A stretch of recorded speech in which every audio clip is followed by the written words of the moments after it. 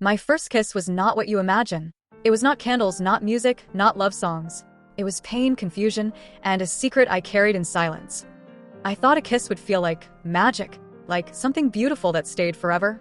But mine felt heavy, dark, and wrong. I was too young to understand, too scared to speak, too broken to stop it.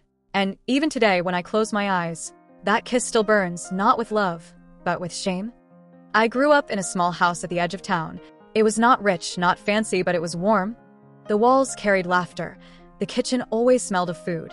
And the garden was full of flowers my mother loved. Life in that house was simple. I went to school every morning, walked with my friends, and came home in the afternoon to the same familiar smell of rice and lentils. It was routine, safe, predictable. My father worked long hours. He was quiet, often tired, but he loved us in his own silent way. My mother was softer, always humming, always touching my hair, always telling me to sit up straight and smile more. And then there was my cousin. He was a little older than me, just enough to feel grown in my eyes, but still close enough that we were always together. He came to our house often, sometimes for weekends, sometimes for school holidays. And when he came, the air felt different, louder, brighter. He made jokes, teased me, laughed at the way I tied my hair. He was the kind of boy everyone liked, charming without trying. And to me, he was a mix of family and mystery. We played in the garden, ran between trees, fought over toys. And when we grew a little older, we sat together, shared stories, exchanged secrets we promised never to tell anyone. I trusted him more than anyone else, because he was not just family, he was my friend. Sometimes he walked me to school. Sometimes he carried my heavy bag without asking. Sometimes he looked at me with that smile, the one that made me feel seen even when the whole world ignored me. But even then, there were moments I didn't understand. Moments when his hand stayed on my shoulder too long. Moments when his eyes lingered in ways I couldn't explain. I thought nothing of it. I was young, innocent, and the world felt safe. But deep inside, something small whispered, "This is different." At family dinners, he sat next to me, passed me dishes before anyone else, spoke in low tones only I could hear. And when our knees touched under the table, I told myself it was an accident, because why would I question him? Why would I doubt the person I trusted most? Still, there were cracks, subtle, hidden. The way his jokes sometimes carried a strange edge. The way he sometimes looked at me when no one was watching. I ignored it, because I wanted to believe in safety, in love, in family. One evening, we sat in the garden after dinner. The air smelled of wet soil after rain. The stars peeked through clouds. And he asked me softly, "Do you trust me?" I laughed, said yes, without hesitation, because of course I did. He was my cousin, my closest friend, my secret keeper. But that night, as he smiled back at me, something in his eyes was different. Not playful, not kind, but something I could not name. I shivered, even though the night was warm. And for the first time, I felt the ground beneath me shift. The days with him grew longer. The more time we spent together, the more it felt like he was always there. In the morning, he walked into the kitchen like he belonged. In the afternoon, he sat on the sofa watching television with us. At night, he stayed late, sometimes too late. My parents trusted him completely. To them, he was just family, nothing more, nothing less. They never questioned why he followed me around. They never noticed the way his eyes searched for mine in every room. And I thought it was care. I thought it was loyalty. I thought it was the way cousins were supposed to be. He listened when no one else did. He remembered the songs I liked. He brought me sweets from the store. He laughed when I told him my silly dreams. And I believed, with all my heart, that this was friendship. But sometimes his words confused me. He whispered things like, "You are special," or "No one understands you like I do." He said it in a tone too soft, too serious. It made my heart beat fast, not in a way I understood, but in a way that made me restless. One afternoon, when the house was empty, he sat closer than usual. His arm brushed mine. He didn't move away. Neither did I. I told myself it was nothing, just cousins sitting together. But his silence was heavy, his breathing different. And for a moment, I felt like I couldn't breathe at all. Later that night, I lay awake thinking, why did my skin feel warm where his arm touched mine? Why did his words echo in my head? And why did I feel both safe and unsafe at the same time? The next day, we went to the park. Children ran everywhere. Laughter filled the air. But I barely noticed any of it. I only noticed him walking beside me, his hand brushing mine again and again. He laughed when I looked away. He called my name in that soft voice. And I laughed too, trying to make it normal, trying to make it innocent. But inside me, something was changing, and I didn't know how to stop it. At family gatherings, he always found me. In a crowd of cousins and uncles and aunts, his eyes always searched for mine.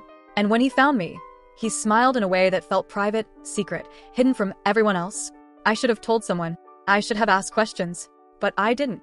Because I didn't want to break the picture of family I held so tightly. The truth was, I liked the attention. Not because I wanted it, but because it made me feel seen. And when you are young, being seen feels like love.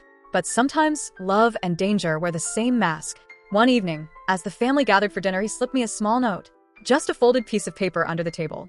I opened it later, alone in my room. It said only one thing. Meet me in the garden tonight. My heart raced. I didn't understand why. It was just the garden, just him. But something in my stomach twisted. I told myself not to go. But when the clock struck 10, I found myself walking outside anyway. The night was quiet. The moon hid behind clouds. And there he was, waiting, with a smile I couldn't read. That moment, standing there under the heavy sky, I felt it. Something was about to change. Something I couldn't stop. Something that would mark me forever. The garden was quiet that night. Only the sound of crickets. Only the whisper of wind through the leaves. I stood there, frozen, unsure if I should stay or run back inside. He smiled when he saw me. Not the playful smile I knew from childhood. Not the cousin smile that felt safe. This smile was different, sharper, heavier. "Thank you for coming," he whispered. His voice low, secretive, like we were hiding from the world. I nodded, though my hands trembled. My voice stuck in my throat. I didn't know why, but something inside me told me this was not like before. He stepped closer, too close. I could smell his cologne, the warmth of his breath. And suddenly, the garden felt smaller, tighter, like the air itself had no space for me. "Do you trust me?" he asked again. The same question from before. This time, it didn't sound like care. It sounded like a test. I whispered yes, because what else could I say? He was family, he was my cousin. To say no would break everything I believed about safety. He reached out and touched my hair, softly, slowly. It should have felt normal, but it didn't. It felt like a line was being crossed, a line I didn't know how to guard. I froze, not because I wanted it, but because I didn't know how to move. I was too young, too quiet, too scared. "You are beautiful," he said softly. The words slid into me like sharp glass. No one had ever called me that before. And instead of joy, it filled me with fear. I looked down, my cheeks burning, but he lifted my chin, made me meet his eyes. Eyes that no longer looked like family. Eyes that looked at me as if I belonged to him. The silence grew louder, and I prayed for someone to call my name, for a door to open, for anything to break the moment. But nothing came. Instead, he leaned closer. My breath caught. My heart pounded so hard it hurt. I didn't know if I wanted to run or stay frozen forever. His lips brushed mine for the first time. My first kiss. The moment that should have been magic, safe, innocent, instead felt heavy, wrong, stolen. I didn't kiss back. I didn't move. I just stood there, silent, shocked, as if my voice had been taken away. When he pulled away, he smiled again. But not the smile I remembered. This one carried victory, pride, as if he had won something. "Now you'll never forget me," he whispered. And the words sank deep, not like love, not like promise, but like chains. That night, I walked back into the house, my steps shaky, my chest tight, and when I lay in bed, I touched my lips with trembling fingers, not with joy, but with shame. I wanted to tell someone. I wanted to scream, but how? He was family, my cousin, the one everyone trusted. Would they believe me? Or would they say I was imagining things? I stayed silent, because silence felt safer than disbelief, because silence was the only shield I had. But deep inside, I knew something was broken now. Something inside me would never be the same. And as days passed, he acted normal in front of everyone, laughed, joked, played the role of the perfect cousin. But when no one watched, his eyes reminded me of that night. His smile told me it wasn't over. I lived between two worlds, the world my family saw, and the world I carried in secret. And each day, the secret grew heavier, until it felt like my chest could no longer hold it. The days after the kiss felt strange. On the outside, nothing had changed. The house still smelled of food. The family still laughed around the table. My mother still hummed while cooking. But inside me, everything was different. I carried the secret like a stone in my chest, heavy, silent, impossible to drop. I walked through the house with a smile painted on my face. But behind the smile, I was afraid, ashamed, lost. He acted like nothing happened. In front of everyone, he was the same cousin as before. He played with the younger kids, joked with the uncles, helped my mother carry dishes. To them, he was perfect. But when his eyes met mine across the room, I remembered the garden, the kiss, the words, and my stomach twisted. Sometimes he found me alone in the kitchen. He stood too close, whispered too soft, Small things that no one else noticed. But I noticed every time. I tried to avoid him. I tried to stay in my room longer. I tried to walk away when he called my name, but he always found a way back to me. At night, I lay in bed staring at the ceiling. My lips still felt heavy. My mind replayed the moment again and again. And each time, I asked myself, was it my fault? Did I do something wrong? I was too young to understand the truth. That sometimes betrayal wears the face of family. That sometimes danger hides in the people we trust the most. I wanted to tell my mother. I wanted to whisper it in her ear while she cooked. But when I opened my mouth, no words came. Because what if she didn't believe me? What if she got angry at me instead of him? So I stayed silent. And silence became my prison. At school, my friends laughed and talked about crushes, about boys who smiled at them, about silly love letters and notebooks. They dreamed of first kisses, and I smiled along, pretending mine was still a dream too. But inside, I carried the memory like a wound, a kiss that wasn't sweet, a kiss that wasn't safe, a kiss that didn't belong to me. The more I tried to forget, the sharper it became, like a scar you cannot hide, no matter how many clothes you wear. He, on the other hand, grew bolder. Sometimes he leaned close to whisper, "Remember?" Sometimes his hand brushed mine under the table and stayed too long. Sometimes he looked at me with eyes that told me it wasn't over. And each time, I felt smaller. Each time, I felt trapped. I began to lose myself. The girl who laughed easily, the girl who ran freely in the garden, she was gone. In her place was a girl who counted the hours, waiting for him to leave the house. But he never left for long. He always came back. And every time he returned, the fear returned with him. The cracks grew deeper. In my sleep, I dreamt of shouting, but in the dream my voice never came out. I dreamt of running, but my legs refused to move. I dreamt of being free, but every time, I woke with tears in my eyes. One evening, the family gathered for a celebration. Music played, food filled the table, laughter echoed in every corner.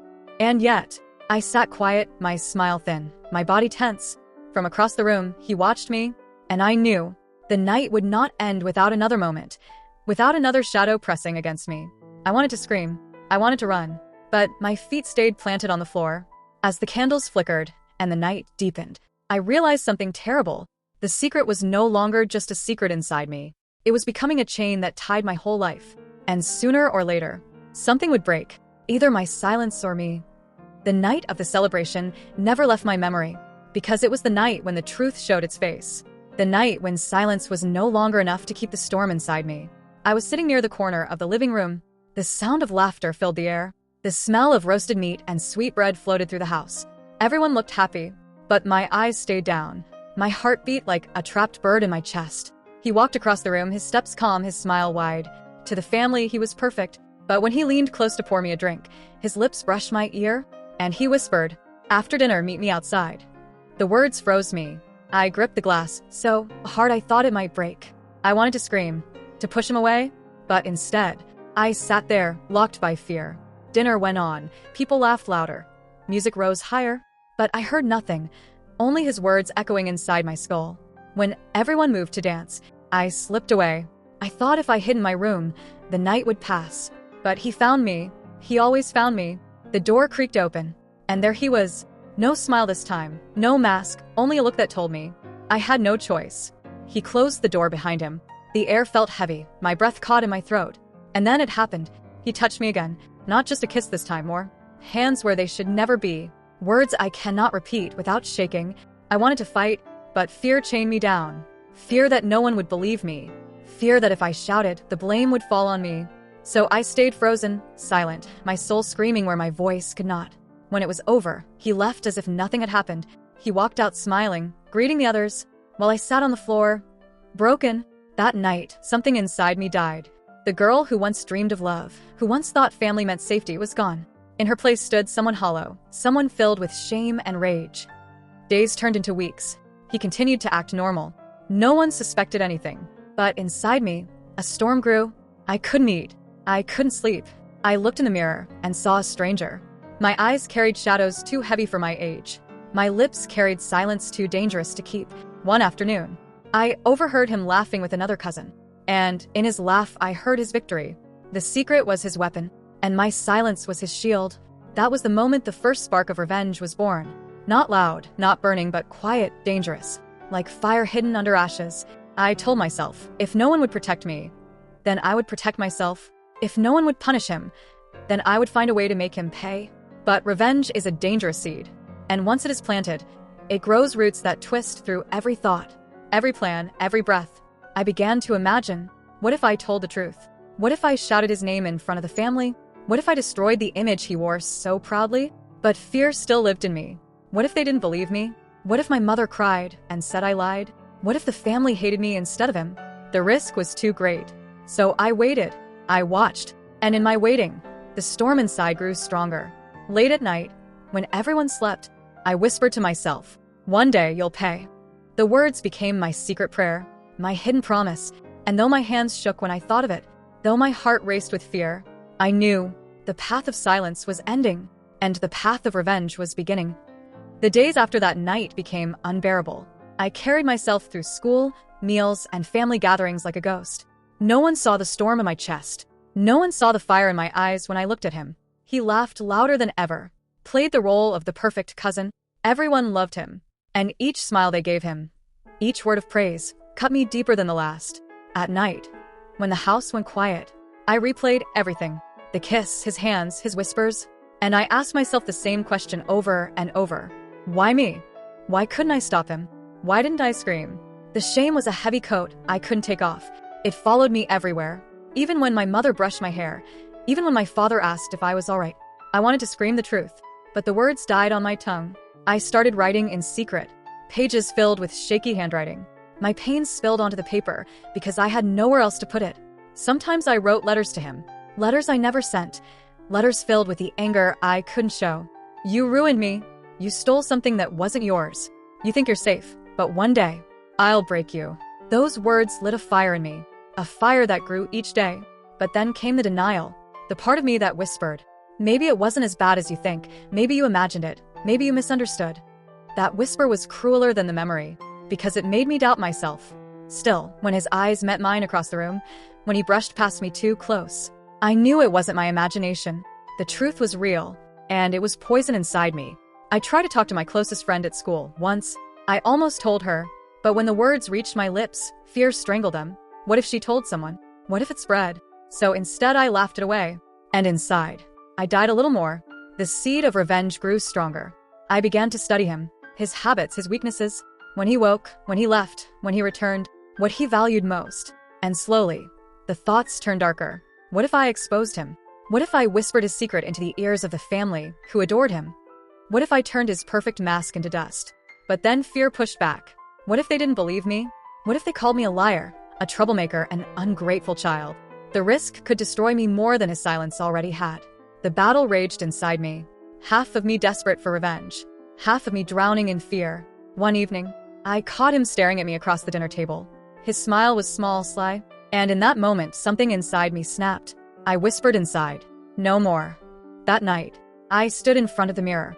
I looked at my own reflection, tears streaming down my face, and I said out loud for the first time, "You will pay. I swear, you will pay."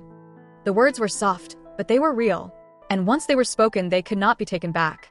From that moment, the plan began to form in the shadows of my mind, not clear yet, not safe yet, but alive, like a storm gathering far away, quiet now but certain to break, and with every passing day, the storm moved closer. The promise I whispered to my reflection became my secret fuel. Every day after that, I carried it like a hidden weapon. He thought he had me trapped in silence, but deep inside, I was sharpening the edge of my revenge. At first, it was only thoughts, fantasies of shouting his name in the middle of a family dinner, dreams of writing his secret on the walls where everyone could see, pictures in my mind of his smile cracking when the truth came out. But fantasies were not enough. The more he smirked at me, the more his shadow pressed against mine, the more I knew I needed something real. So I began to plan. I watched him carefully. I listened to every word he spoke. I noticed who he trusted, who he lied to, who he wanted to impress, and I discovered something. He cared deeply about his reputation. To the family, he was the golden boy. Helpful, funny, responsible. He wore the mask of perfection every day. That mask was his pride. And masks can be broken. I began to test small things. I left doors slightly open when he tried to corner me. I moved quickly when he whispered too close. I wanted him to feel uneasy, to know the silence would not protect him forever. One night, I wrote a letter. Not to him, but about him. I wrote every detail of what he had done, every word he had whispered, every touch that poisoned my skin. My handwriting shook, but I did not stop. When it was finished, I folded it carefully, and I hid it under my pillow. That letter was my shield, my first weapon, proof that I was not imagining things. If I ever needed to, I could show it, I could use it. But even as I planned, fear whispered in my ear. What if someone finds out it was you who wrote it? What if they turn against you? What if you lose everything? The thought of losing my family's love terrified me. The thought of being called a liar, of being shamed in front of everyone. It was a risk that could destroy me completely. And yet, every time I saw his smug smile, every time he brushed too close, the risk felt worth it. Revenge is not only anger, it is also survival. And for me, revenge became the only way to breathe again. So I began to build small steps. I placed another copy of the letter deep inside my school bag. I slipped one between the pages of an old book. If one was found, I would still have another. Late at night, I practiced words in front of the mirror. Simple words, sharp words. You lied to me. You hurt me. Now you'll feel what I felt. Each time I said them, my voice grew stronger. But still, a shadow of doubt clung to me. One mistake, one wrong step, and everything could collapse. Because if someone found out it was me, if they discovered I was the one who shattered his perfect mask, the family might never forgive me. I might lose the only place I called home. But silence had already stolen too much from me. And so, even with fear heavy in my chest, I decided I would take the first step. I chose a night when the house was quiet. Everyone was busy in another room. I slipped into his room while he was gone. My hands shook as I opened his desk drawer. Inside, I placed one of the letters, folded neatly, hidden under his papers. It was a small move, but it was dangerous. If he found it, he would know someone was watching him. If others found it, the truth might spill out too soon. When I walked out of his room, my heart pounded so loud I thought the walls could hear it. Every creak of the floor sounded like thunder. But I made it back to my room breathless, terrified, alive. That was my first move. And I knew the ripples were only beginning. The letter I left in his drawer haunted me. Every second that passed felt like a countdown. Would he find it? Would someone else stumble upon it first? My heart lived in my throat. My hands trembled with every sound in the hallway. The next morning he walked into the kitchen. His smile was thinner, his eyes sharper. I watched him carefully, and I knew he had found it. He moved through the house differently that day. Not as confident, not as loud. His laughter sounded forced. His gaze flickered too quickly from one face to another. For the first time, he looked afraid, and that fear gave me a strange power. For months, I had been the one shrinking in corners, drowning in silence. But now, it was his turn to feel hunted. That night, I heard his footsteps pacing in his room. The floorboards groaned under his restless movement. And for the first time, I slept with a small smile on my face. But with power came danger. Because if he guessed it was me, if he discovered the hand behind the letter, he could destroy me before I destroyed him. The next day, he cornered me in the garden. His face close, his whisper sharp. You think you're clever? My stomach twisted, my lips trembled, but I forced myself to hold his stare. And I whispered back, now you know how it feels to be afraid. For the first time, he had no answer. He stepped back, his jaw tight, his eyes burning. And I walked away, shaking inside, but proud. The ripples grew larger. He started watching me more closely. Everywhere I went, I felt his eyes on my back. I knew he was trying to figure out how much I had done, how much I had told. The family began to notice his change. Are you feeling all right? They asked him. You look tired. And he forced a laugh, a smile that did not reach his eyes. The mask was cracking. Slowly but surely, one evening, I slipped another letter into the pocket of his jacket. This one was shorter, sharper. It read, your secret won't stay hidden forever. The next morning, I saw him check his pocket. His face went pale. He looked around wildly, as if the walls themselves might betray him. And that moment, that fear in his eyes, it fed me. It gave me strength I thought I had lost forever. But with each step I took, the risk grew. What if he told the family first? What if he twisted the story and painted me as a liar? What if my letters were discovered, and the blame fell on me? I lived in constant tension. Each night, I asked myself, is tomorrow the day everything explodes? But I didn't stop. I couldn't stop, because for the first time, I felt like I was no longer his prisoner. For the first time, he was the one trapped. One night, I overheard him speaking on the phone, his voice low, urgent. I can't let anyone find out. I'll lose everything. My breath caught. The cracks in his mask were becoming fractures. He was afraid of exposure, afraid of me. And in that fear, I saw the path forward. But I also saw the danger clearer than ever. If he discovered it was me leaving the letters, if he found the copies I had hidden, if he decided to silence me completely, The risk was life-changing. One wrong step, and my entire world could collapse. Still, the storm was moving closer. The silence was breaking. The mask was shattering. And I knew the climax was coming. The final confrontation was no longer far away. It was waiting at the next corner, waiting to decide who would be destroyed and who would be free. The night came when silence could no longer hold me. The air itself felt heavy. The house was filled with voices, but my heart only heard one sound, the pounding inside my chest. I had written one last letter, different from the others. This one carried names, details, times, the whole truth written in black ink, and I planned to leave it where the family would see. My hands shook as I held the folded paper. This was not just a whisper in the shadows. This was fire. Once lit, it would burn everything. He found me before dinner. His hand gripped my arm too tightly, his smile too wide for the fear in his eyes. He leaned close and hissed, "I know it's you." My blood turned cold, but I forced myself to meet his eyes, and I whispered back, "Now you know how it feels to live afraid." His jaw tightened. "You think anyone will believe you? You're just a child. I'm the one they trust." His words were poison, but my voice held steady. "They will believe when they see the truth." For a moment, his mask slipped. His eyes burned with rage, his grip tightened, and then footsteps in the hallway. He released me quickly, his smile snapping back into place. But I had seen it, the fear, the crack, and it gave me strength. At dinner, the family gathered around the long table. Voices overlapped, food passed from hand to hand. He laughed loudly, too loudly, and I watched, silent, the letter burning like fire in my pocket. My heart told me, this is the moment. Either speak or stay silent forever. I stood up slowly. All eyes turned toward me. My hands trembled, but my voice cut through the air. "There is something I need to say." The room quieted. He froze, the fork halfway to his mouth. His eyes locked on mine, sharp, pleading, warning, all at once. I unfolded the paper, my fingers shaking, and I read. Every word, the truth spilling into the silence. The garden, the kiss, the touch, the whispers. Each detail fell heavy in the room. Gasps broke the air. Faces turned pale. My mother's hands covered her mouth. My father's eyes burned with confusion and anger. And him. He dropped his fork, his mask shattering before everyone. "No. She's lying," he shouted. "She's making this up. She wants attention." But the words sounded hollow, empty, because the details were too sharp, too real, too impossible to invent. I looked at him, my voice sharp as a blade. "You lied to me. You hurt me. And now everyone knows."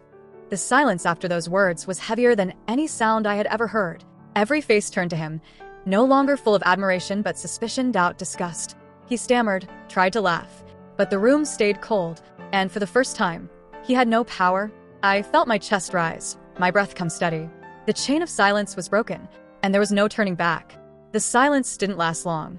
It broke like glass. My uncle, my betrayer, stood suddenly, his chair scraping against the floor.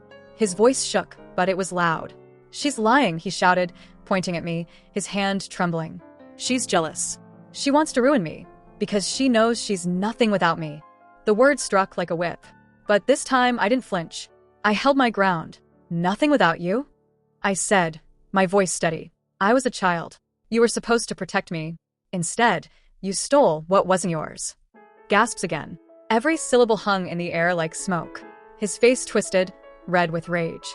"You don't know what you're saying," he barked. "She's confused, twisting memories, turning kindness into poison." My mother's eyes darted between us, tears streaming silently. My father's jaw was clenched, fists tight, his face unreadable. But I saw the storm behind his eyes. I pressed forward, my hands gripping the letter. "You told me it was love," I said, each word a knife. "You told me secrets were safe between us. You said the kiss meant something." His body stiffened. The table erupted with murmurs. Faces turned away. It was too specific, too real, too damning. He slammed his hand on the table, voice cracking. "She's sick. She's inventing this because I didn't give her attention anymore. Look at her, listen to her." I laughed, bitter and sharp. "Yes. Listen to me. Listen to the child you swore to protect. Listen to the one you left with scars while you smiled for the world." The words landed, like a hammer, like truth too loud to bury. He turned to my father, desperation in his voice. "Brother, you know me. You know I'd never." "She's confused. She's destroying our family." But my father didn't speak. His silence was heavier than his anger. And I knew, deep inside, that silence meant belief. I whispered, almost too softly, "No. You destroyed it. The room froze again. No one dared move. The walls themselves seemed to hold their breath. Finally, my aunt broke the silence. Her voice quivered. I've seen the way you looked at her, she said quietly, eyes on him. Not like an uncle should. I pushed it away, thought I was imagining things. But now it makes sense. His face collapsed. He looked around wildly, searching for someone, anyone, to defend him. But the air had shifted. His mask was gone. The man they thought they knew was unraveling before their eyes. He grabbed his coat, his voice broken and raw. You'll regret this, he hissed at me, his finger trembling in the air. You don't know what you've done. You think you've won, but you've ruined everything. I met his gaze. No. I've freed myself. And you ruined yourself. The words struck him harder than any blow. He faltered, his shoulders slumping, before storming out of the room. The door slammed behind him, and with it, the last shred of his disguise. The table was silent once more. Only the sound of my mother's soft sobs filled the air. I sank back into my chair, my chest heaving, my hands still trembling. I had spoken the truth, and the truth was out. There was no undoing it. But even as I sat there, shaking, a question gnawed at me. What if he tried to twist the story outside these walls? What if others believed him, and not me? What if exposing him had set loose something far more dangerous? The revenge was not over. The war had just begun. The night after the confrontation, I thought it was over. I thought his silence meant surrender. But monsters don't give up quietly. They crawl into the shadows, waiting for another stage. And his stage came soon. A week later, there was a community gathering at the local hall. Families, neighbors, old friends, all under one roof. I almost didn't go, but my father insisted. He said, "You've carried the truth. You don't need to hide anymore." So I went. My heart thudded in my chest as I stepped into the hall, surrounded by chatter, laughter, and the hum of ordinary life. For a moment, I wanted to disappear. But then, his voice cut through the crowd. "There she is," he said, loud enough for people to turn. My uncle, dressed sharp, smiling, but with a fury flickering in his eyes. "She has something she wants to confess. Don't you, little liar?" The room went quiet. Eyes turned toward me, curious, confused. My body stiffened, but I lifted my chin. "I already confessed," I said evenly. "Not lies. The truth." He laughed, a hollow, bitter laugh. "You see? She twists everything. She wants pity. She wants attention. She's turning a sweet memory into a crime." Gasps. Murmurs. Sweet memory. The words rang like poison in the air. And I knew this was it. This was the moment to finish it. Not just for me, but for the silence he had wrapped around me for years. I pulled the folded letter from my pocket. The same letter he had written to me years ago. Shaky handwriting. Words too tender, too forbidden, to belong to an uncle. I held it high. "Do you want them to read your words?" I asked, my voice trembling but strong. "Do you want them to see how you called me your secret love? Do you want them to see how you told me the kiss was ours alone? Do you want them to know how you begged me to never speak?" The hall erupted. Whispers crashed like waves. Faces twisted in horror, disbelief, recognition. He lunged toward me. Panic etched across his face. "Give me that," he snarled. But my father stepped between us, his hand like iron, stopping him in his tracks. "Enough," my father growled, his voice deep, steady, terrifying in its calm. "You will not touch her again."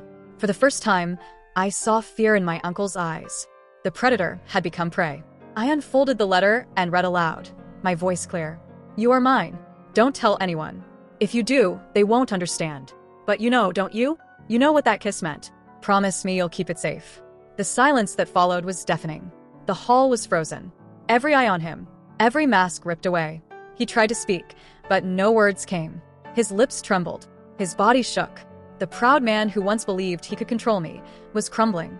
I took a step closer, locking eyes with him. "You told me I'd regret speaking. But look around. Look at them. The only one who should regret is you." My voice cracked but didn't break. This was my first kiss. My first memory of intimacy.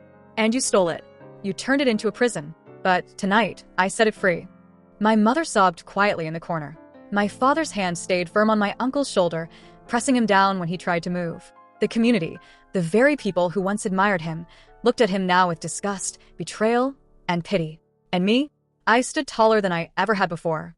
He collapsed onto a chair, burying his face in his hands. Whispers filled the air like fire catching dry wood. His reputation burned. His mask destroyed. His power gone. I had taken it back. Not with fists. Not with rage. But with truth too sharp to deny. As I turned to leave the hall, people parted silently, their eyes on me, not with judgment, but with recognition. I wasn't the liar. I wasn't the shame. I wasn't the secret. He was. Always had been. And in that moment, revenge was complete. But inside, my heart was heavy, because even in victory, some wounds never heal. My first kiss was gone forever. No revenge could bring it back. The hall eventually emptied, but the echoes stayed with me. The gasps, the whispers, the silence that fell after my voice broke through. I had exposed him. I had pulled the truth into the light. And in doing so, I had changed everything. That night, when I lay in bed, I expected relief. A weight lifted, a sense of freedom. But instead, there was emptiness. I stared at the ceiling, tears rolling silently into my pillow. Because the truth is, revenge doesn't erase the past. It doesn't give back what was stolen. It only leaves you standing among the ruins, wondering if the fire you set will keep you warm or burn you too. In the days that followed, the fallout spread like wildfire. My uncle vanished from public view. His friends stopped calling. His business suffered. His reputation, once spotless, was in ashes. And people whispered about me too. Some looked at me with sympathy, others with doubt. Some avoided me altogether, as if my pain might rub off on them. But I had expected that. I had braced for it. What I wasn't prepared for was the silence at home. My mother avoided my eyes.